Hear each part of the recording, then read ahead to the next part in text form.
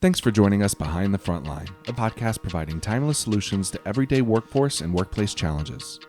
Frontline Training Solutions is an express employment professionals company, strategically placed between the workplace and the workforce with professionals standing by, ready to combat your unique challenges. Learn more about what we do at frontlineon.com. Well, hello again, and thanks for joining us for another episode of Behind the Frontline. And today I am sitting in the studio with David Robb, who is our co-owner / managing partner, and Janis Petrini, the other half, the co-owner and founder of Frontline Training Solutions, as well as our Grand Rapids Express employment professionals and specialized recruiting group offices. Thanks for joining me in the studio today. Yeah, good morning. Great Happy to be here. Yeah, Good so morning. today we're recapping the last two webinars that we had here at Frontline Training Solutions. And the first one was Future of Talent. And the other one was Building a Future-Ready Workforce, where both David and Janis, respectively, had their chance to kind of talk about the state of the workforce and what we can expect as employers moving forward. And I was hoping just from... let's start with the big picture reflection. Mm-hmm. So if you both could just briefly share the past two webinars kind of at a 30,000 foot level. Yeah, sounds good. What should I start? You probably should, All right. because you set the stage for me. That's perfect. Mm-hmm. So in the recent webinar I did, we were looking at the future of talent, which really set the stage for how you need to respond to that, right? So on the future of talent, if I was going to summarize that, the hour webinar down to a couple of sentences here, I would say, we took a look at where we've been, talent crisis coming out of COVID. Currently, we're in what's kind of been coined the Great Freeze, really just a frozen labor market where things have kind of stalled out, a lot of uncertainty. But we're starting to see indications of that talent crisis returning. And we really know from the demographic trends, which I know we'll talk a lot about today, that with those long-term demographic trends, this talent shortage is here to stay and really is going to keep escalating over the coming decade.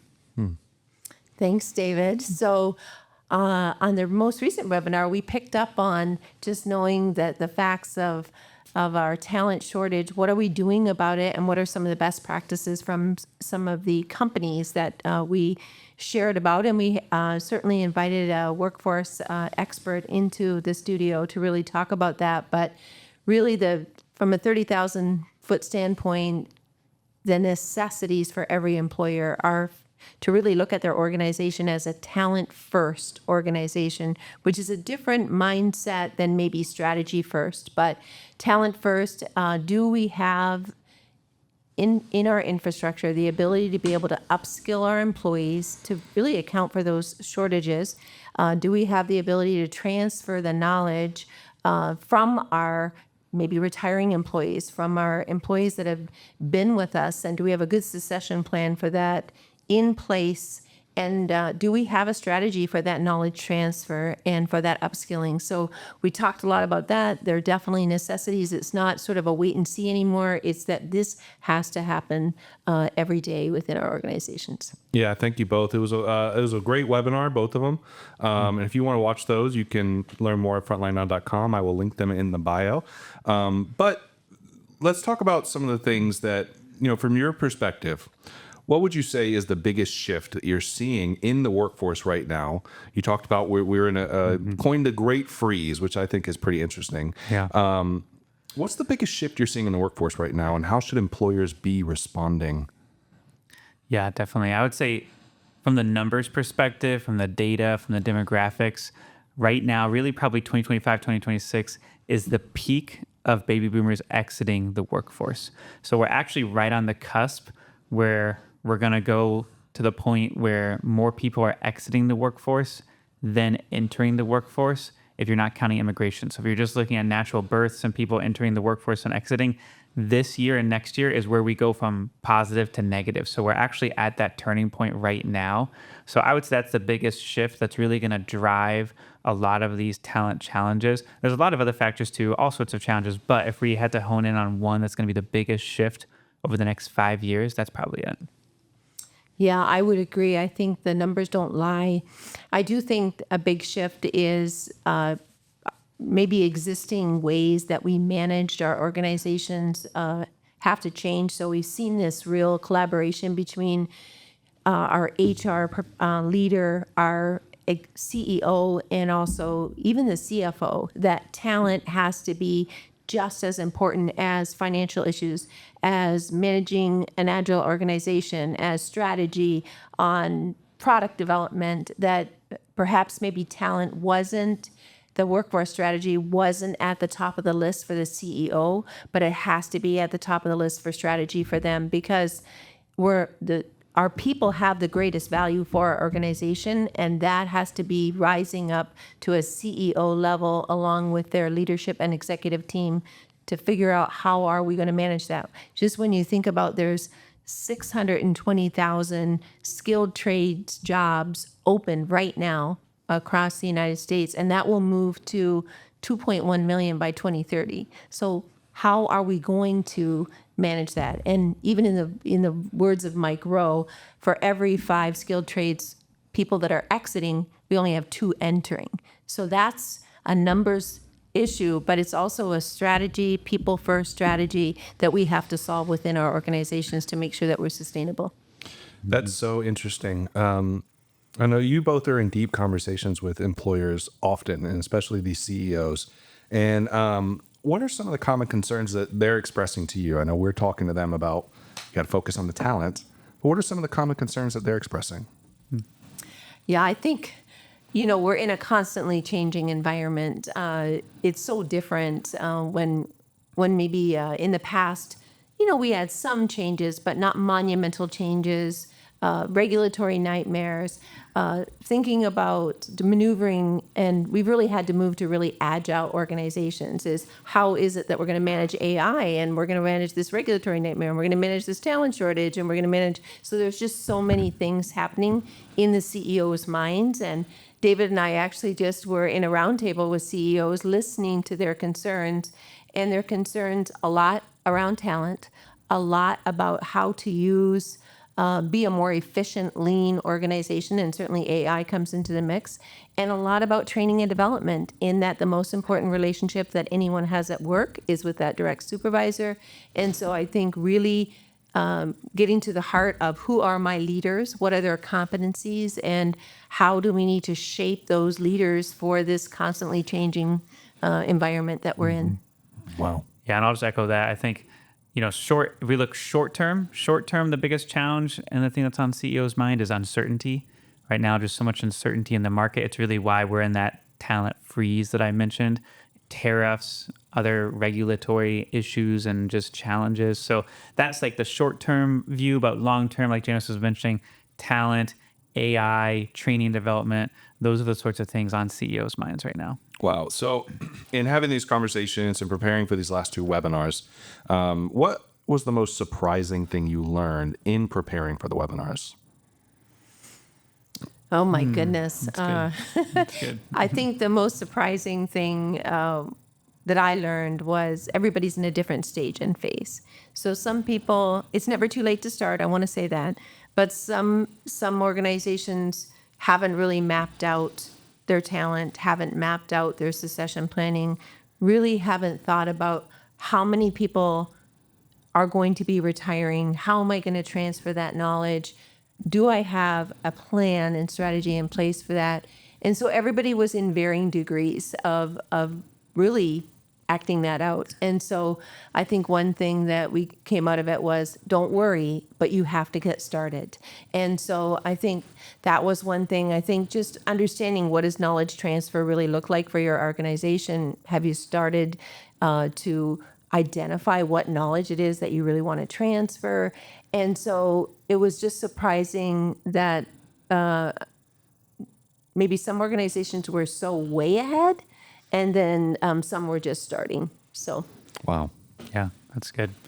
All right, so for me, I will nerd out on the numbers a little bit here, but for me, it was the labor force participation rate as we were really diving into that and researching and looking at the forecasts. Like, we've known for a long time baby boomers are retiring. We've known there's demographic shifts, but the stat that really stood out to me that was an aha was looking at our labor force participation rate by 2030 is projected to probably be a full percentage point lower than where it was in the peak of the talent crisis. So that talent crisis mode we were in like 21 and 22, we're going to be in a more severe situation by 2030. Yeah.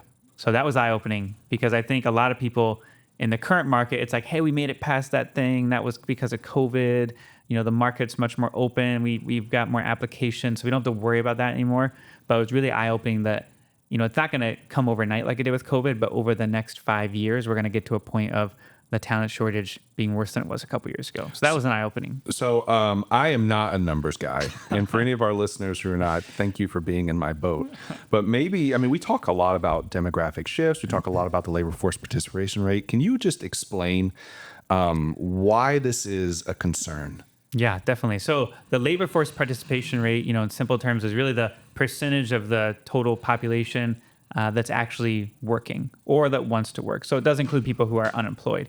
But, if you've got 100 people and maybe you've got 60% of them working, that's a 60% labor force participation rate. There are some other factors in there.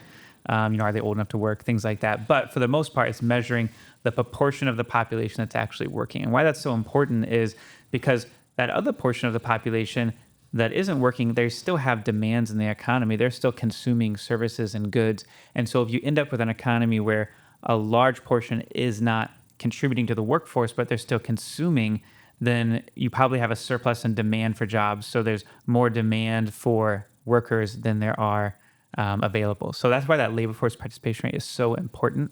And if you look at it at a macro scale, a 1% shift in that can be millions of people that are in or out of the workforce. Let's talk a bit. Oh, go ahead. I was just going to say that you hear what David just said, and then Korn Ferry just recently did a survey of 7,000 CHROs, and they said that 83% of those chief HR officers at companies say they lack the talent to be able to act out the strategies of their company. So you hear that, and then you hear, even though it might feel different, we're in a crisis for talent. Yeah. One thing on the labor force participation rate, that's just looking at people in the workforce. That's not even looking at do they have the right skills for the jobs that are there. That's a whole nother hurdle that we have to get over too, right? Because you might have a bunch of people who have somewhat basic entry-level skills, and maybe those jobs evolve, and then they don't have the skills for the future. So there's also just that skills mismatch, which compounds the issue. Yes. Yeah. We recently did a podcast on the necessity of bringing HR to the table. So I'm glad that you mentioned that. And you just mentioned skills. The skill set is important, obviously, but there also needs to be a mindset shift, right? So what does that mean, when it comes to mindset shifts and not just skill sets? What does that mean for how we hire, onboard, and develop people? Good question. Start that. Yeah, Janis. I think just backing up is, a bit of a mindset shift is that we need to be in a knowledge, culture, learning type of mindset. Is that every person that comes into our organization, we're establishing a path for them because we know how necessary it's going to be. And I think that that's a different mindset that it was maybe I hired someone, they filled a position, and maybe they're going to make their way in our company. But now today, embedded in every structure, in every different strategy is we're a knowledge transfer company. You're going to come into our organization. This culture is going to be about learning. The culture is going to be about developing you. The culture is going to be about making sure that side by side with you every day, whether it's through AI or through a mentor or through a buddy or through a pathway, we're going to keep continuing to help you to learn and grow, because that's the sustainability that companies are going to need with the talent shortage and developing the talent that they need into their organization in this constantly changing environment. So I do think that it's a little bit of a shift, even before the employee comes in, that the companies have to sort of sit back and say, what kind of organization are we going to be today compared to maybe what we were years ago? And that means that they've encouraged cross-training and upskilling. That means that they've identified and bridged knowledge gaps. That means that they've implemented mentorship programs and apprenticeship programs, and that retaining that knowledge from every single employee is a priority, and that's a big shift. Because we didn't have to always think about that because there was so many people available, but it's different now, so you have to think differently. So I just wanted to sort of say, like, before we talk about onboarding, we almost have to back up and say, who are we going to be? No, it's a great point. Yeah. I think not just hiring for skills, like you were saying, Janis, is so important. In the future, you're not going to find someone with 90% of the skills you need. Most of the time, you might find someone with maybe 50% of the skills. So you really have to be thinking about, are we hiring for our culture? Are we hiring for our values, both where we are right now and where we want to go? And also just hiring for those soft skills, the emotional intelligence. Can they give and receive feedback, or accountability, things like that? Because you're going to have to build the hard skills internally to a big part, but you got to make sure you're hiring that team player and someone who's going to fit with the culture and the organization. That's such great points and thoughts. Upskilling and knowledge transfer was a major part of our last webinar. What advice would you give to employers who know they need to invest in development, but they don't know where to start? Yeah, I think certainly the mindset shift, the priority with the CEO is going to be incredibly important, because you have to set the stage that this is the kind of organization that we're going to be.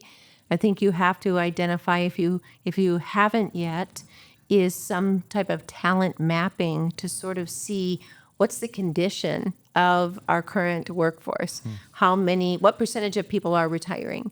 If it's 67% of people will be gone in the next 5 years, then you've really got to be able to start mapping out how we're going to transfer that knowledge from those individuals that are going to be leaving onto the workforce that remains. So you've got to really start setting up some pathway programs for them. But instead of being in that crisis mode as well, it's really resetting the stage on how are we going to not be in this crisis in the future. So identifying who those knowledge holders are. Who are the key people right now where we're going to see a deficit? Who are those people? How are we going to start capturing that knowledge? How are we going to embed that into real clear systems? And whether it's mentoring, whether it's AI, whether it's starting to record, how to do certain functions. And so I think also re-looking at retirement. I think we talked about that in the webinar, where, traditional retirement we might think is 67. Some people are retiring on average and at 62. And so, but it doesn't have to be all or nothing. So I think too, on that retirement is really looking at how can I collaborate with some of these amazing people, and it's at all levels of the organization, and ask them, what does retirement look like for you? Would you be able to consider a phased retirement, or can we consider maybe you have control of the flexibility of your schedule, but we still get to have the benefit of you transferring that knowledge, mentoring side by side, and also can you maybe commit to some consulting back to the company so it's not this all of a sudden all of that knowledge is gone. So there was some really creative strategies through AI, through looking at retirement differently, through setting up a knowledge transfer organization and pathway programs, mentorship. Do you have a buddy that's helping you? I mean, we talked about so many different collaborations, and even in our own state, there's some fantastic answers to upskilling and knowledge transfer that's happening even at the state level, which I'm sure across the country is happening in their areas too. So before you answer, Yeah. I'm going to throw a curveball at both of you. A question just popped into my head. We know that one of the demographic shifts is the birth rate, that less people are coming into the workforce than are leaving. So when we're thinking about that knowledge transfer, what does that look like organizationally when you are used to running an organization, let's say 100 people, and in the future, 67% of them are retiring, but you're only going to replace them with maybe 60% of who are there. So it's going to be a smaller workforce expecting the same output. Yeah. Well, I think a lot of it we've been talking about is you got to lean into efficiencies too.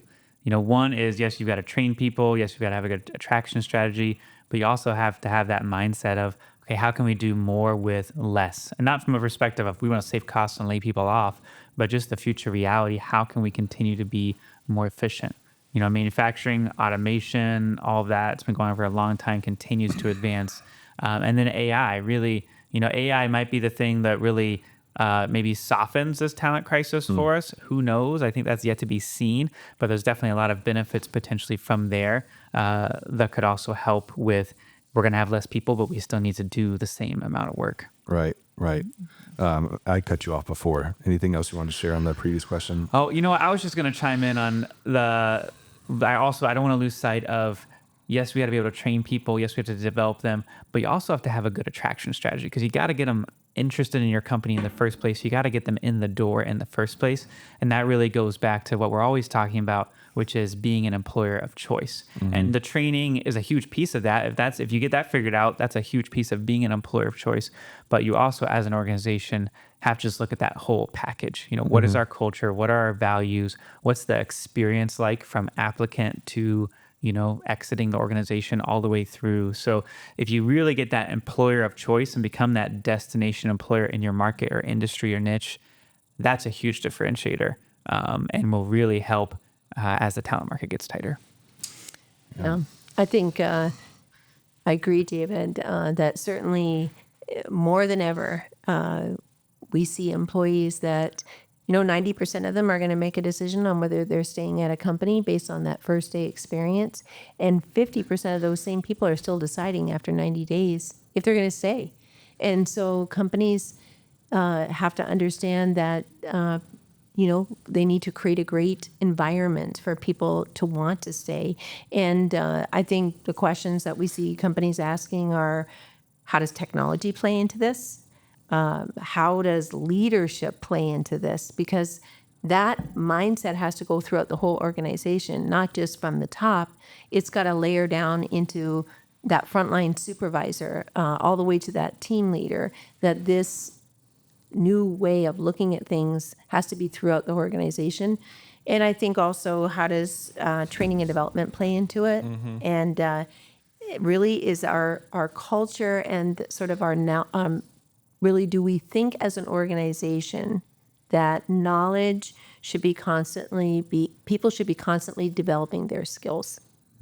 And I can tell you that I've been in business for 29 years, and sometimes loyalty or staying in one spot was a great employee. But today we want to be an organization that's continuing to develop those skills, because the value of the people to help create a great company, and again, it's lean. It's going to be lean and mean as far as how we operate. But if I have people that are cross-trained and they can operate efficiently and well within my organization, then it's going to be only a better and stronger organization.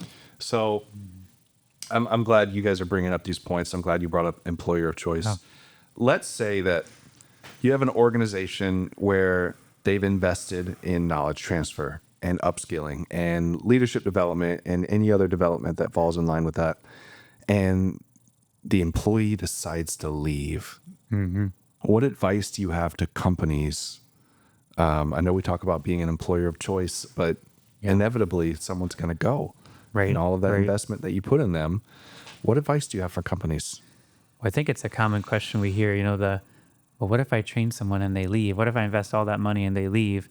We also got to ask yourself, well, what if you don't invest anything in them and they stay, right? Yeah. So you got to think about that too. Yeah. So I would say, yes, that's going to happen, right? People are going to move on. And sometimes someone's career journey is only for so long at your organization. And, the best employers realize that and celebrate when they move on to the next thing and are happy to be part of that journey. I think, as an organization, you got to think about that knowledge transfer in a way that's not just one-to-one, but more systematic. How do we create the system and the tools and the processes and the procedures so that we can train someone and get them up to speed, and then we can do that again and make it repeatable. I think the other thing that's always an important thing to realize is, if you do train and invest in someone, by far they're going to stay a lot longer than if you don't. So yes, people are going to move on, but one of your greatest retention strategies in the long term is the training and development of those individuals, of those leaders. That's a great point. I agree. And we see that sort of the top two things for attraction for anyone coming into the workforce. Certainly pay is always the top thing, but training is the second top thing. So that's what people are looking for. The other thing I would say on a person leaving the organization is, hopefully that's not a surprise, that supervisor spent time in one-on-ones with that person, that those are a constant in your structure. Hopefully their leader has an individual development plan for that person and they've been working through it.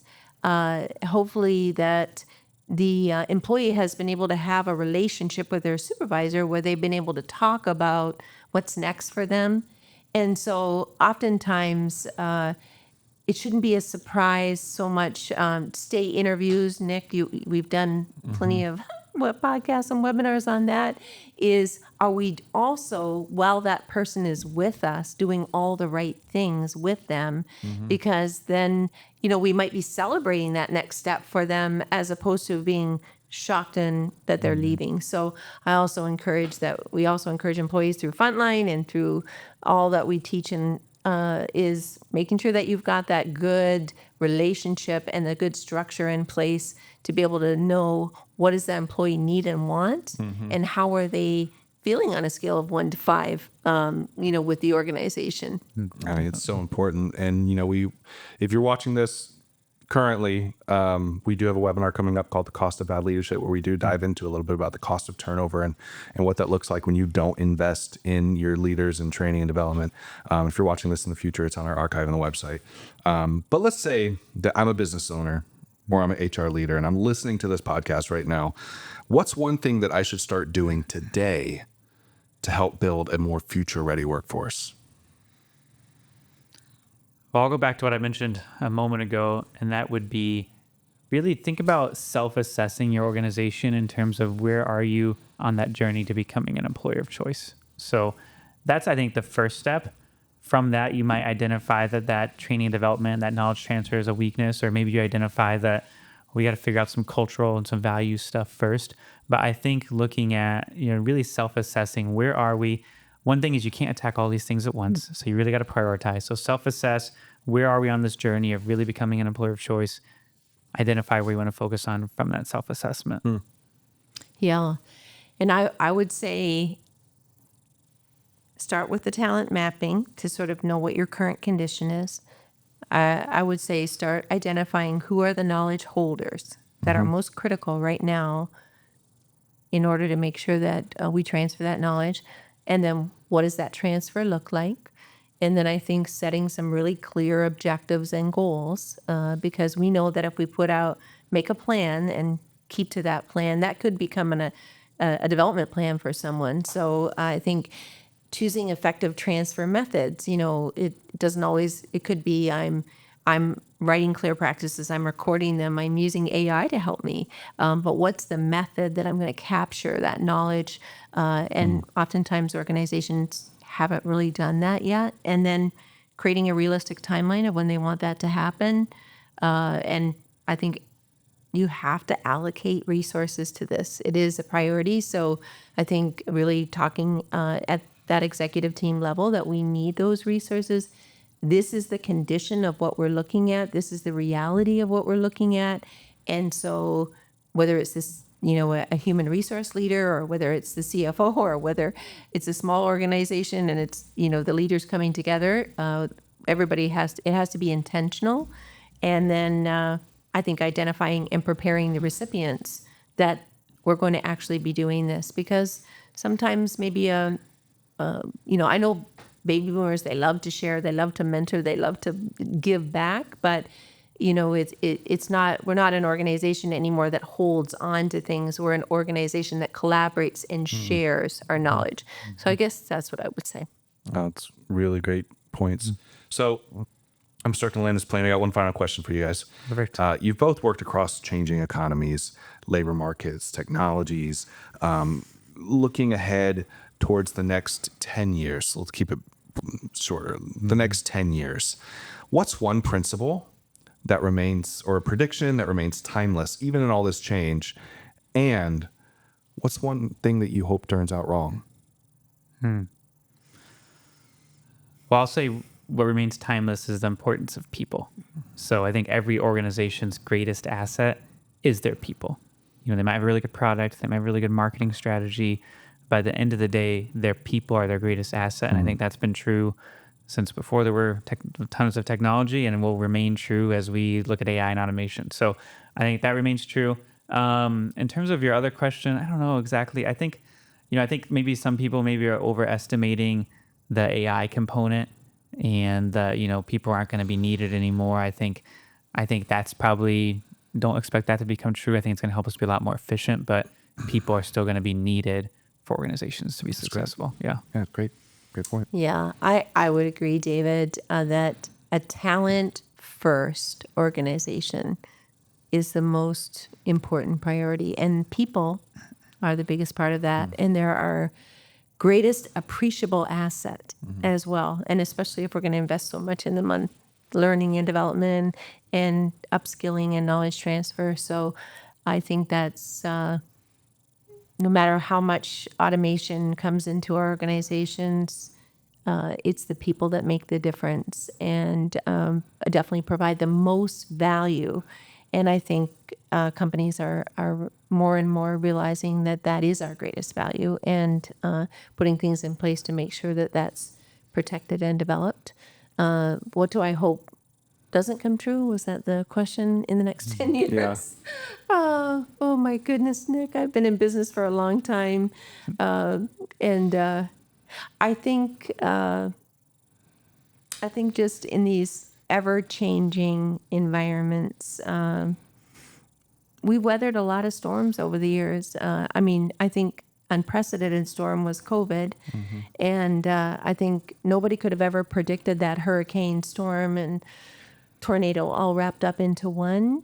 And so I guess my thing would be, I hope we never have to have that again. But but I think what it proved to us is really that keep advancing your leadership, keep growing as a person, never stop. And I think if we're not growing, we're declining. And so I think that I hope what never comes true is that leaders don't stop developing themselves and growing, because that's what's going to make your organization better. And that's what's going to help us to be sustainable. That's so good. I'm glad that you brought up COVID. I hope that never happens again either. But one silver lining out of that is that season is what launched our webinars and eventually our podcast journey, which allowed us to start focusing our solutions and insight and wisdom towards people all over the world that tune in with us. Yes. And so we at Frontline Training Solutions, we are people first. We develop people, we inspire growth, and we unlock potential. And if you want to reach out to us or even pick David and Janis's brains on how to build a future-ready workforce or create strategies and systems that will help do that, or even set up knowledge transfer, anyone on our Frontline team would be more than happy to connect with you. You can visit us at frontlineon.com. Thanks for joining us. Thank you so much, David. Thank you so much, Janis. Thank you, Nic. We'll see you next time behind the Frontline.